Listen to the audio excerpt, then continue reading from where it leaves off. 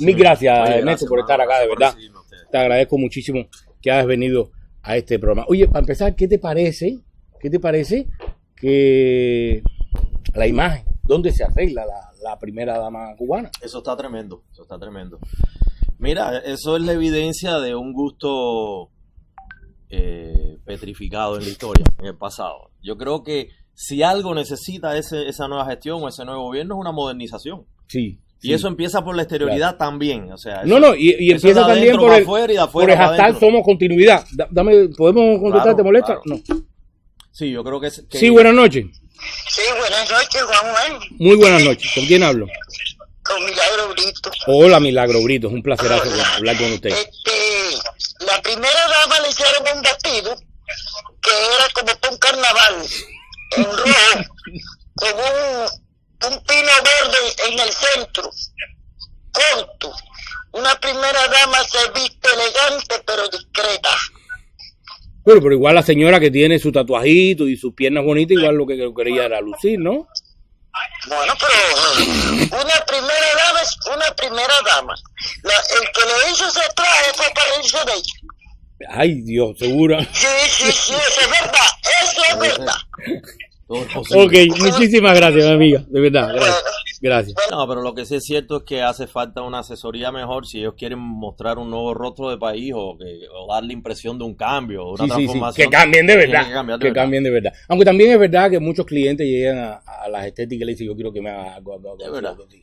En fin, eres un realizador de años de experiencia, no voy a decir tanto porque bueno, ya porque te pusiste voto y eso,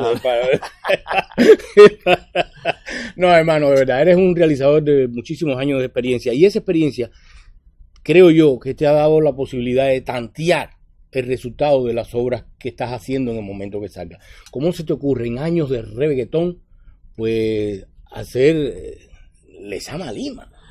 Bueno, mira, yo en alguna medida he sido un salmón a contracorriente, casi siempre de las tendencias. Aunque yo evalúo y analizo y juego con las tendencias, no me monto en ese fluido de inercias, ¿no? Trato de buscar zonas o nichos de singularidad en lo que hago, ¿no? En el momento en que estoy de mi vida, donde ya no soy un muchacho juguetón o una persona que está interesado por llamar la atención de una manera esnovista, me empiezo a preocupar por eso mismo que tú estabas debatiendo con este señor que llamó, ¿no? ¿Cuáles son los valores sagrados, los pilares fundamentales sobre los que está montado la nación cubana? Sí. En un momento en que tal vez tú y yo ya somos antique, ya somos prehistóricos. Sí, de la tercera edad. Ya estamos hablando de que el mundo está en una visión postnacional, el mundo está pensando en una territorialidad, digamos, en una visión planetaria. Nosotros todavía estamos revisando el tema de naciones. Locales, exacto, pueblerinos. Y bueno, es uno de los grandes relatos del mundo contemporáneo, esta regresión a los fundamentalismos nacionalistas. Lo estamos viendo en Estados Unidos, lo estamos viendo en México, en Rusia, en China. Sí. Cada nación está, quizás como el último aliento de los nacionalismos, cada nación está revisando su geopolítica, su geografía, su historia y está tratando de apertrecharse de la mayor fuerza posible para no diluirse en ese coro planetario al que hay que ir inevitablemente. Sí, sin duda. Claro, no se puede llegar a lo general si no se pasa por lo particular. Y nosotros como cubanos, por ejemplo, estamos padeciendo una gran confusión en nuestra historia. Una gran amnesia. Por ejemplo, estos muchachos que hacen muy bien en hacer este activismo y estas acciones. No, y que han tenido un impacto importantísimo en redes sociales. Su acción, su intervención en la sociedad, su discurso frente al poder es interesantísimo. Pero lo que parte de un desconocimiento de quién es ese símbolo que está, qué es lo que hay detrás del símbolo, qué es lo que hay detrás de ese pedazo de yeso. Del pedazo de yeso. Es lo que se desconoce. Porque a mí me ha tocado, por ejemplo, yo recuerdo una anécdota personal, ¿no? De una vez que estábamos haciéndole un video a unos muchachos de 20 años en Santo Domingo, y a mí se me ocurrió decirles un día, oye, ¿por qué no vamos aquí al hotel que existe donde Gómez, Maceo y Martí se encuentran y donde tienen su primera famosa discusión, que dicen que se debió, entre otras cosas, a porque Gómez llegó de no sé cuántas horas a caballo, pidió un baño, se demoraron en servirle el baño, no se pudo bañar, estaba estresado y terminaron... Te digo ahorita. Señor, ¿entramos? Señor. Estamos ya en YouTube. Y vamos a estar.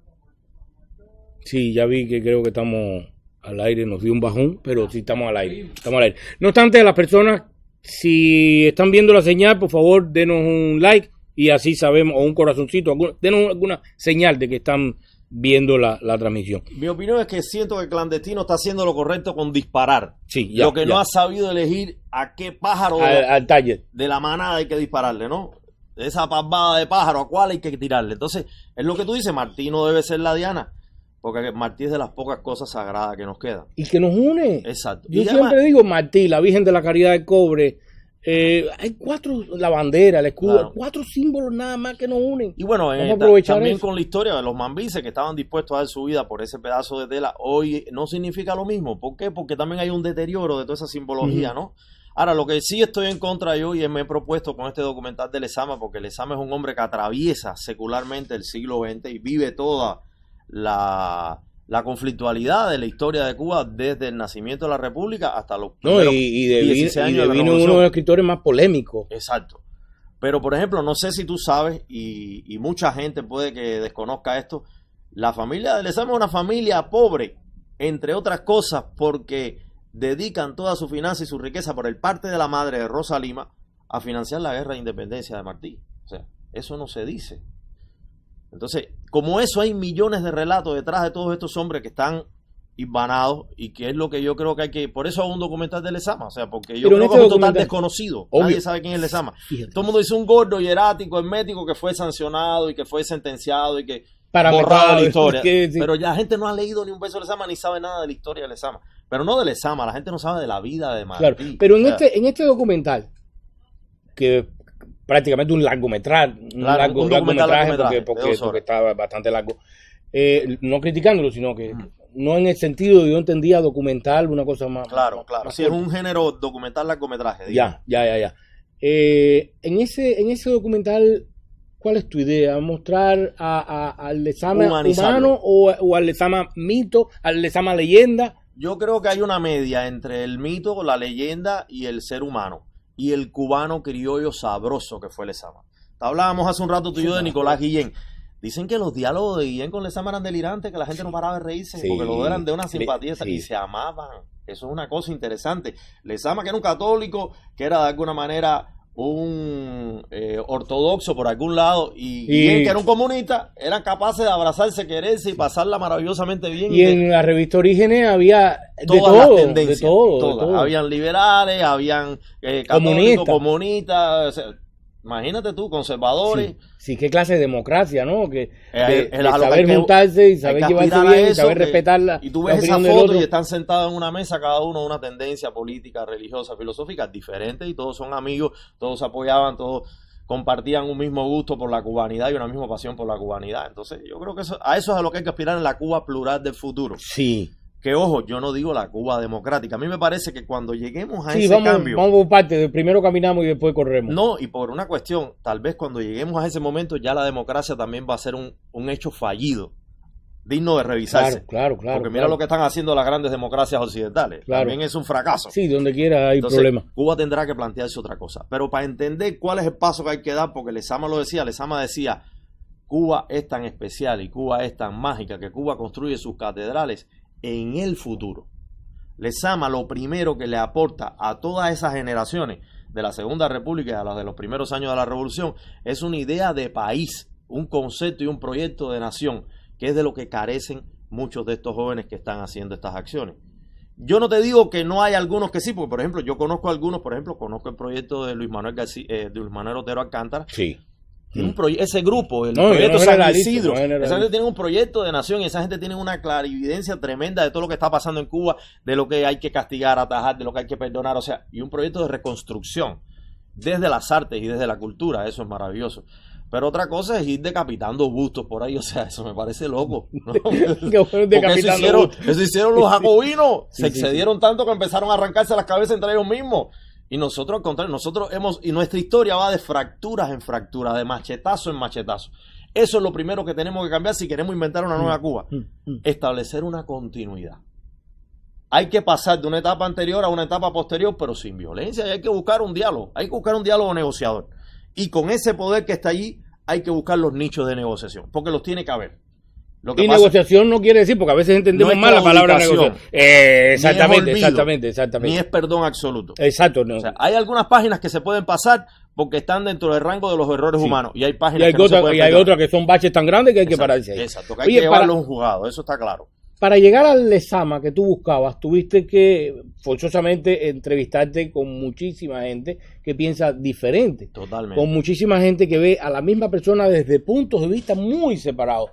¿Con quiénes te reuniste? ¿Cómo fue el proceso de interlocución con los entrevistados? Lezama, como todo buen cristiano, era apostólico. Entonces, él hizo un grupo de apóstoles que eran sus discípulos, que eran los miembros del curso de Éfeso, que era su claque de amigos y de seguidores, donde él se sabía que él era el pico de la pirámide. Entonces, el tipo es tan visionario que se encarga de que sus alumnos y sus discípulos propaguen y difundan su obra y la mantengan viva por la posteridad. O sea, y yo soy un heredero porque mis maestros, muchos de ellos son esos miembros de ese curso de Éfeso. Entonces yo me encargaré de que a mis discípulos y a mis seguidores pasarle esa batuta. Ahí es donde juega el papel de la verdadera historia, la historia viva, porque Lezama no es historia muerta. Hay escritores, y no voy a decir nombre por un problema ético, que son incluso contemporáneos con Lezama, que son muy importantes, pero su obra ha envejecido. Uh-huh. Lezama no, Lezama se burlaba y él decía, en un futuro no muy lejano mis libros van a ser leídos como se lee hoy Alicia en el País de las Maravillas. O sea, miren qué nivel de... O sea, y él estaba claro que lo que él estaba diciendo no era para ese momento, era para la posteridad. Entonces yo creo que va a haber Lezama para rato y siempre digo que Lezama es una referencia de la grandeza del cubano. Claro, pero por ejemplo, un gran pero sentido... vamos al punto, por ejemplo, vamos a ser más directos. Cuando entre todos te estuve googleando, estuve chismeando sobre toda tu obra antes de llegar a esta, vi que, antes de culminarla, vi que entrevistaste, por ejemplo, para esta obra sobre el Lezama, vi que entrevistaste a una persona a quien quiero y respeto, que es Becky Cusamalé, viuda de Beto Padilla, residente acá en los Estados Unidos, y por otro lado entrevistaste al cantautor cubano Silvio Rodríguez, claro, que vive en Cuba y que ya sabemos su posición bastante pro Fidel Castro, claro, profidelista y tal. ¿Cuáles son las dos visiones de esas dos personas sobre el Lezama Lima? Es muy interesante porque mira, Beto Padilla genera lo que se llama el cisma de la intelectualidad mundial. Por eso ustedes. En un momento en que todo el mundo se había subido al tren de las simpatías con la Revolución Cubana, viene este fenómeno del caso Padilla con el libro Fuera del Juego, que lo premia a Lezama Lima, y se desata una cacería de brujas contra toda esta gente. Padilla es el conejillo de India que llevan a un juicio sumario, que tiene que hacer esta purga y este arrepentimiento público, que fue una cosa desastrosa que sale ahí en el documental, una cosa vergonzosa. Cuando tú ves eso, cómo obligar a un hombre, una cosa estalinista, compadre. Y sin embargo, Lezama es la víctima más secreta, o sea, por efecto de dominó de carambola, es el que más padece todo esto, porque es un hombre que empieza a sentir hasta vergüenza de salir a la calle.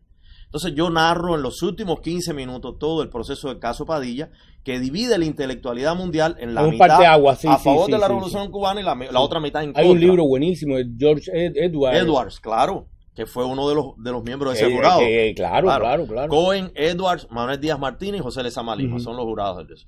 Y es muy interesante porque lo que se conoce como el boom latinoamericano es a partir de ese momento. O sea, todos los grandes escritores que hemos leído por los últimos 50, 60 años en la hispanidad, todos nacen de ese fenómeno y todos son herederos de Lezama y reconocen en Paradiso, la gran novela de Lezama, la obra cumbre del boom latinoamericano. Claro. No es 100 años de soledad ni es Conversación en la Catedral de Vargallosa, no. Es la obra de Lezama, que es la menos leída de todo y que está considerada probablemente la novela más grande del idioma en el siglo XX. ¿Por qué tú crees que muchas personas, aunque no me contestaste, por ejemplo, Silvio tiene una anécdota que para mí es fundamental, que se la cuenta a Lezama cuando él lo visita. El abuelo de Lezama durmió con José Martí en Tampa. ¿Eran pareja? No, durmió en unos hoteles que compartieron habitación. El abuelo de Lezama y José Martí. Entonces ahí hay unas historias muy lindas que vas a ver en el documental, que no se las voy a revelar porque son la parte sublime. Claro. Son la cereza en el pastel. Pero él narra, es una de los pocos testimonios que hay de cómo escribía José Martí. Y eso me lo cuenta Silvio Rodríguez. Entonces, yo en un momento dije, por un prejuicio ideológico, que yo sé que Silvio no me va a querer quizás abordar el caso Padilla, no me va a querer abordar todo el ostracismo, la humillación, el sometimiento a que obligaron a Lezama, el silencio, la condena. Silvio no me va a quedar, pero si Silvio me puede aportar estas anécdotas que no las tienen otras personas. Entonces, la verdad, en cuanto hablamos de eso, él me dijo, Ernesto, yo tengo 3 anécdotas que hacerte con Lezama. Cuando me las dijo, eran maravillosas las 3. Y Silvio es una personalidad de la cultura cubana. Usted puede estar en desacuerdo no con su ideología, pero su obra es una obra magistral, o sea, de un rango poético altísimo y de una musicalidad extremadamente celebrada por todos los grandes músicos, desde un Leo Brauer hasta Sting, cuando estuvo en Cuba recientemente lo reconoció. Entonces, la ideología en ese caso con el arte no tienen esa confluencia o ese matrimonio feliz que debiera tener, ¿no? O sea, Silvio puede ser adorado como un cantautor y puede ser despreciado como un ente político. Obvio. De todos los entrevistados, ¿cuál fue? Por ejemplo, yo entrevisté a Cintio Vitier, o sea, wow, un dulce. Un tipo es una catedral de conocimiento y un hombre que se identificó con la revolución. Hipermartiano. Exacto, un supermartiano. O sea, está Froilán Escobar, que es otro martiano, pero que ha revisado a Martí desde otras aristas, que es maravilloso porque te presenta al Martí humano, de carne y hueso, Martí real, de que no nos quieren hablar en las angiografías oficiales que nos escondieron. Claro. Que era... Porque mira, eso es una cosa... Por eso te preguntaba, ¿qué Lezama es el que vemos en el documental? Todos. Porque es un poliedro de Lezama. La historia, desgraciadamente, separa al humano y lo convierte en fumador de leñera. Tabaco, chismoso. Un tipo que era un quemador, que daba chucho y que se burlaba de todo el mundo. ¿Fuiste a la casa de Lezama? Sí, claro que sí. No, yo tengo el archivo más completo acá en estos momentos, probablemente de Lezama. Encontré todo lo que existe de Lezama. O sea, un tipo que era burlón, un tipo que era dicharachero, un tipo que le encantaba el argolla. Por eso cuando tú me dices, bueno, en la era de chocolate, ¿por qué hablar de Lezama? Porque a Lezama le encantaba. Por ejemplo, Lezama decía, aquí estoy en el Tibiritábara. Sí. O sea, ese tipo de cosas. Era la jerga era la jerga de ese momento de la calle. La jerga prohibitiva o más Exacto. vista. Y Lezama vivía en un barrio de puta, que era el barrio de Colón, que estaba a 3 calles de Prado. Y cuando él salía, lo que se encontraba es, como dice Antón Arufá, el ballet de la malanga. Es la gente haciendo cola, el toque de santo en la esquina, la puta en la cafetería, en el bar. Entonces, eso es lo que él vio, bro. Y él era de una cubanía extraordinaria que no te han querido decir y que está en su obra. Porque su obra es el retrato más maravilloso que se ha hecho probablemente de ese periodo que se comprende entre la llegada de Estrada Palma al poder, que es la entrada de esa República General y Doctores perversa, loca, desquiciada, que también tiene sus logros, tiene su zona de luz y su zona de sombra, hasta los primeros años de la revolución. O sea, ¿hasta la muerte de Lezama? Bueno, las novelas de él refieren hasta los primeros años, más bien la muerte de la madre, porque es una historia más familiar. No, digo el documental. Sí, el documental llega hasta su muerte. Ya. Empieza con su nacimiento y termina con su muerte. Es aristotélico lo que yo cuento. Aristotélico. Vas a ver cosas tremendas ahí. De todos los entrevistados, ¿cuál fue el que más se resiste a dar una opinión sincera? ¿Cuál fue más difícil? Compadre, a mí me encanta. ¿O el que te votó de su casa? ¿O el que no llegaste a entrevistar? Mira, el más ¿O a quién te hubiese gustado? El más oficialista de todos. Porque en ese momento ocupaba un cargo de dirección en LUNIAC, Barnet. El presidente Miguel Barnet, y sin embargo en 5 minutos estaba hecho un merengue, porque Lezama es una cosa demasiado maravillosa y demasiado grande. Cuando tú abordas a Lezama, eso es un cordón umbilical que conecta con Martí, con Maceo, con la guerra de independencia, incluso... No, tanto tú estás entrevistando gente desde Mella, 2000, ¿cuándo? Trejo. 1900, ¿cuándo comenzó la investigación? La tuya. No, yo hace 9 años. Sí. Y hay 8 muertos que están en ese documental, o sea que ya tiene un valor testimonial. ¿Con quién te quedaste ganas de entrevistar? Mira, me quedé con ganas de hablar más con Lichi Diego. Porque Lichi me dio esa primera entrevista y me dijo, vamos a retomar esto porque te quiero contar unos chismes que tengo y unas cosas que no me he atrevido a contarte, que son cosas de familia. ¿Pero lo viste en México o ya después en México, en Cuba? Ya. En México. Y entonces, bueno, ya enfermó y falleció y me perdí esa parte maravillosa de Lezama. Pero que hay muchos chismes ahí, vas a ver cosas maravillosas, cosas ¿cómo cuáles? De su sexualidad, por ejemplo. Tú sabes que hay hay teorías divergentes sobre eso, hay muchas historias bellísimas de su sexualidad, hay historias bellísimas de su trabajo en El Príncipe, en la cárcel, por ejemplo, de su trato, por ejemplo, el tema racial que Lezama siempre le decía. Lezama tenía un cariño por el poeta mulato, del Testamento del Pez, miembro de Orígenes también, Gastón Vaquero. Gastón Vaquero. Porque los únicos 2 viajes Fíjate qué cosa más rara que hace Lezama fuera de Cuba. La única persona que convence a Lezama de salir de Cuba y montarse en un avión y conocer el mundo lo hace Gastón Vaquero. Le paga un viaje y le resuelve un viaje a México y otro a Jamaica. Pero bueno, aparte de todo eso, que es un tema súper interesante, que además Gastón era un personaje dentro de la política porque tenía puestos públicos en la Secretaría en el Ministerio de Educación, de Cultura, escribía en el diario La Marina, era un periodista connotado, o sea, era un tipo de mucho respeto en una supuesta república racista. Fíjate, Gastón sí tenía ese estatus que no tenía un Lezama, entonces entendamos de que ese racismo hay que revisarlo, ¿no? De ese racismo que se nos habla en esa república. Entonces, lo curioso es cómo esto llega a un plano humano donde Lezama era tan pobre, por ejemplo, que Gastón le tiene que prestar un abrigo para acá ese viaje, porque Lezama no tenía ni un abrigo. No, pero acuerdo ese que le iba a prestar un abrigo también. Y lo difícil que era encontrarle un abrigo a Lezama. Entonces, Lezama dicen que esto lo cuenta Lorenzo García Vega en el libro Los Años de Origen. Lezama se encariñó y le cogió tanto gusto a aquel abrigo cuando lo viajó por México, que después no lo quería devolver.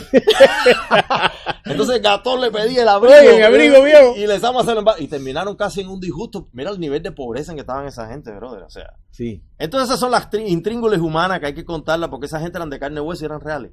Esa gente no son los mitos en que han tratado de convertirlo. Ni esa idea de que era incomprensible, mentira. Dicen que ese tipo hablando era de un magnetismo y era un hechizo. Sí, dicen que era hechizante. Sí. Claro. ¿Tú sabes cuántos nombretes tenía José Martí en su época? ¿Cuántos Obvio. malos cubanos hablaron mal de Martí? Le decían Pepe Grillo, Ginebra, Doctor Torrente, le decían.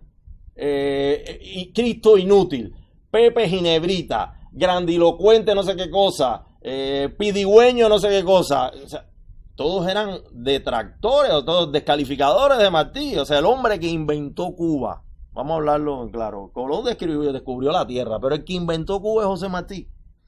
Y tuvo una cantidad de detractores y enemigos. Y en ese documental hay una anécdota preciosa que justo la hace el abuelo. Tú sabes que a mí Martí, yo no soy muy martiano, de verdad. Yo admiro mucho la figura de Martí, pero yo, por negro, por muchas cosas, mi balanza se inclina más a Maceo. Mi balanza se inclina más a Maceo. No obstante, son dos figuras cimeras. Para mí son la misma estatura. Claro, la misma. No, bueno, pero ¿qué? hay para acá y para allá. Pero yo a Martí lo respeto mucho. Yo era muy martiano de niño, pero muy martiano. Y después, bueno, me fui tendiendo a la figura de Maceo. Pero, ¿sabes? Es que es una figura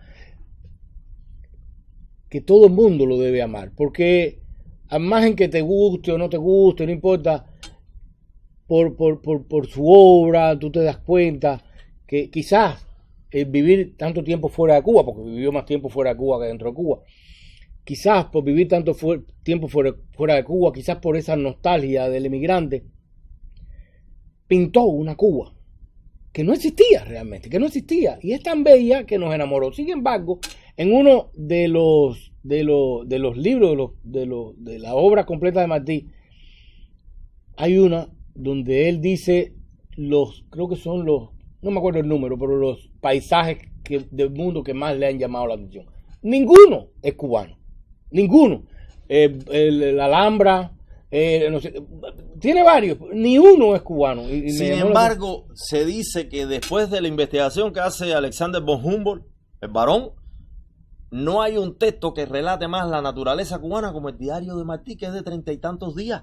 Cuando tú te lees eso es un ensayo de botánica. Ahí están todas las flores, todos los árboles, todos los insectos. Todo. Tú dices, ¿cómo este hombre podía saber tanto de Cuba si ese hombre lo que vivió en Cuba fue nada? Entonces, el sentido de la pertenencia, porque es que lo que dice Lezama, a un hombre no solo lo define en sus orígenes, lo define en su destino. Y el problema de Martí es un problema de que Martí está marcado por el destino. Y está marcado, como decían los griegos. Los griegos tenían un término que era, eso le decían areteia. La areteia era que tú estás marcado por el destino de la poesía y del sacrificio. Que en eso Martí Lezama. Pero quizá por la misma visión. Maceo también. Sí, Maceo muere leyendo a Víctor Hugo, Los Miserables, en francés, en su silla de combate. Eso es lo que hay que decir de Maceo. Y que era un enciclopedista francés extraordinario. Y que Maceo para la guerra de independencia porque se enamora de una menor de edad de 16 años. Y se va a Viñales de luna de miel. En medio casi de la conquista de La Habana. O O sea, esos son los seres humanos que necesitamos recuperar desde la humanidad. Y esa gran discusión entre Maceo y Martí, lo único que demuestra es la apertura de pensamiento y la franqueza y honestidad de convicciones que tenían esos dos titanes de la historia cubana. Sí. Que se podían decir cara a cara lo que pensaban cada uno, aunque tenían un propósito común que era la independencia de Cuba. Y sí, fíjate si fueron visionarios en la Mejorana, en esa gran discusión, que además hay que contarla como es, porque ahí donde empieza es cuando Martí está llegando a la Mejorana, que hay 70 y pico de puercos pinchados a carbón y la gente está a la fiesta y la gozadera. Hay más de 2.000 hombres esperando. Y cuando él entra a la finca La Mejorana, el central azucarero, José Maceo, que era devoto de Martí, que también era un titán de bronce, porque los dos se llamaban el titán de bronce, agarra a Martí y lo levanta. Nuestro presidente ha llegado. O sea, la gente quería que Martí fuera el presidente y Martí se resistía. Martí decía, elecciones democráticas. Aquí no hay dedazo, ni aquí nadie va a ser. Yo soy el delegado del Partido Revolucionario Cubano. Pero aquí hay que hacer. Y claro, pero también estaba envuelto, creo yo, ¿no? Ahora, mirando a Martí a la distancia, creo que estaba envuelto por esa visión idílica que tienen los poetas sobre la vida. Bueno, es que la historia de Cuba está marcada por la poesía desde sus orígenes. Tú quieres ver cosas más poéticas que fumarse un habano, que encerrarse en una habitación por la Coibá a los indios a fumar un mes ese tabaco, vivir en ese estado de alucinación. Tú quieres ver cosas más poéticas que todas las crónicas que hay del navegante Colón cuando descubre Cuba, todo lo que pasaba con la luz, que habla hasta de alienígenas. En ese diario se hablan de naves alienígenas en el cielo. O sea, tú quieres ver cosas más poéticas que toda la descripción que hace José Martí de nuestra naturaleza, toda la descripción que hace de nuestra historia, o sea, de la edad de oro. O sea, como tú ves, nuestra historia ha estado marcada por la poesía. Todos nuestros grandes próceres fueron grandes hombres de sensibilidad poética, todos. Y yo te digo una cosa, lo que hay que recuperar, que el Ezama para mí es un pretexto para la reconstrucción de la nación, lo que hay que recuperar son los valores sagrados, hermano, sobre lo que estamos parados. Hace unos días, creo que fue ayer, que posteé en Facebook, que los cubanos muchos estábamos esperando la caída de la dictadura, pero para que todo cambie. Pero si en lo que estamos esperando la caída de la dictadura no recuperamos los valores, la solidaridad y todo lo que creo yo que como nación, más que separarnos, nos une, pues con dictadura o sin dictadura seguiremos siendo el mismo país de porquería. Además, la gente se ofendió porque dije que el país era una porquería, pero no era esa la idea. Bueno, nosotros tenemos una gran confusión entre qué cosa es un país, qué cosa es una nación y qué cosa es un estado. Sí. Y sobre todo yo he percibido en Miami que cuando tú hablas con la gente y debates con la gente, tú le tienes que decir, tú estás hablando del estado o de la nación, porque hay ese sinónimo y no es lo mismo. O de la isla. La nación es la ciudadanía, es la gente, es el pueblo. El estado es el gobierno y el país es la geografía, que al fin de cuentas es lo único que va a sobrevivir a toda esta debacle. O sea, las palmas reales no van a desaparecer, la belleza de Cuba no va a desaparecer nunca, o sea, y esa es la que ha exaltado siempre la poesía, desde Cucalambé hasta Nicolás Guillén. Oye, hablando de las palmas no se van a desaparecer y seguramente no se van a desaparecer, pero cuando esta gente tiene una capacidad de exterminio. Espérate. Cuando yo iba en una de las salidas ilegales que intenté, que me cogieron, me metieron preso y tal, pero bueno, en el camino la salida era por allá por Bayamo, por allá lejos, por allá nos montamos en La Habana. Y cuando iba en el camino, en mi manera, ¿sabes? La despedida, el saber que es el último día, los últimos días tuyos en tu país y tal, en mi despedida romántica, yo iba mirando las palmas y por todo el camino, los 8 vías, y se veían 4 palmas con el penacho así todo destrozado. Pero bueno, yo ahí, coño, las palmas. Y llegué aquí a Miami cuando vi a Coraqueo y digo, coño, pero o sea, que las palmas son más lindas que Cuba. Lo que tengo entendido es que las palmas aquí son importadas, ¿eh? Aquí no se daba la palma. Creo que la palma aquí se resembró. Bueno, para cerrarte el tema de la Mejorana, el gran debate de ese momento donde ya hay gente que ha llegado a decir hasta que Maceo le da un ganatón a Martí, esas cosas no son probables todavía, eso no se puede demostrar. Pero bueno, el gran debate de ahí, que es la profecía para la Cuba de hoy y probablemente la Cuba de unos años todavía, es que Maceo y Gómez le están reclamando a Martí su coto de casa de 3 guerras. La guerra del 68, la guerra chiquita y la guerra del 95. Y le dice, mi hermano, mi sombra y yo estamos peleando y hay muchos muertos y hay muchas deudas. Aquí todo el mundo tiene que ocupar un puesto público, aquí todo el mundo tiene que hay que hacerle un reconocimiento. Y Martí sencillamente le dice a Maceo, acuérdese que un país ni se funda ni se dirige como un cuartel militar.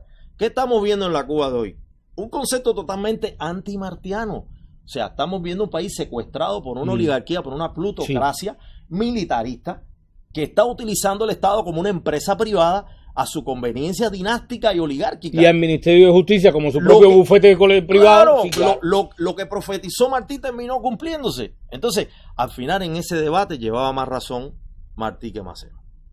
O sea, siendo Maceo un hombre.